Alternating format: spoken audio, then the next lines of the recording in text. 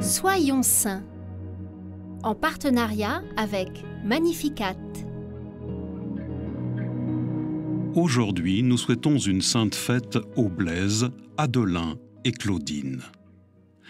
Nous découvrons ce matin la bienheureuse Allemande Maria Helena Stollenwerk, née en 1852. Pionnière de la mission, sans avoir elle-même réalisé ce vœu, Helena porte en elle depuis son enfance un vif désir d'aller annoncer le Christ au bout du monde. Après une guérison miraculeuse enfant, elle se sent appelée à prier pour le peuple chinois.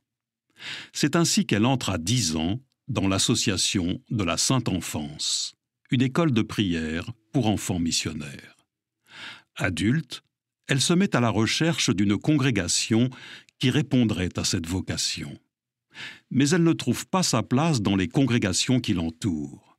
En effet, à l'époque, il n'y a pas de communauté de femmes missionnaires en Prusse à cause de la politique religieuse menée par le chancelier Bismarck. Celui-ci cherche en effet à soumettre l'Église au contrôle de l'État, car il la perçoit comme une menace à l'unité nationale. Le directeur spirituel de la jeune femme l'encourage cependant à garder confiance et à attendre patiemment. Elle a 30 ans lorsqu'elle rencontre le père Arnold Janssen, un Hollandais qui vient de fonder la Société du Verbe divin, le premier institut missionnaire d'Allemagne. Elle s'associe à lui pour fonder les missionnaires servantes du Saint-Esprit, dont la vocation est d'annoncer l'Évangile. Elle sert cependant comme cuisinière, car elle ne peut toujours pas être envoyée en Chine. Helena, devenue Maria Helena, participe à l'organisation des fondations lointaines en Argentine et au Togo, tout en restant aux Pays-Bas. Elle comprend cependant que l'Esprit Saint, dont sa congrégation porte le nom, est la vraie force de l'activité missionnaire.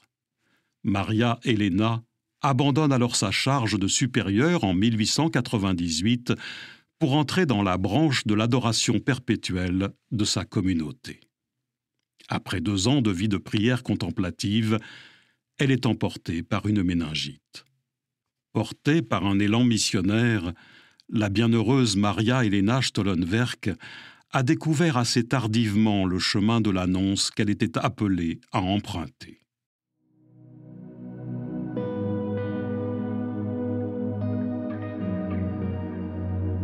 À sa prière, demeurons attentifs, quel que soit notre âge, aux signes qui nous sont donnés pour accomplir notre vocation de disciples missionnaires.